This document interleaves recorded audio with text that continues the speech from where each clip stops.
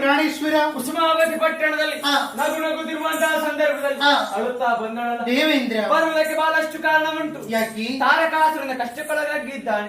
ಶಿವ ಪಾರ್ವತಿಯರ ಮಕ್ಕಳಿಂದ ಮಾತ್ರ ಅವರೊಡ ತಪಸ್ಸಲ್ಲಿದ್ದಾರೆ.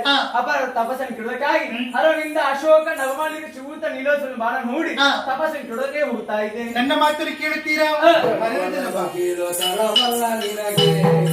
ಶಂಕರ ನೋಡು ಕಲಹವಿಂದು ಮುರಿಗನ್ನಿಗಂಡು ನಗಿಲಾರು ಕಣ್ಣ ತೆರೆದು ತುಳುವ ನಿನ್ನನು ವಲ್ಲಭ ಕೇಳು ಕೇಳು.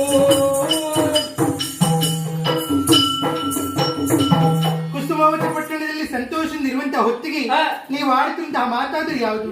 ಶಿವನ ತಪಸ್ಸನ್ನು ಕೆಡಿಸಲಿಕ್ಕಾಗಿ ಹೊರಟು ನಿಂತಿದ್ದೀರಿ.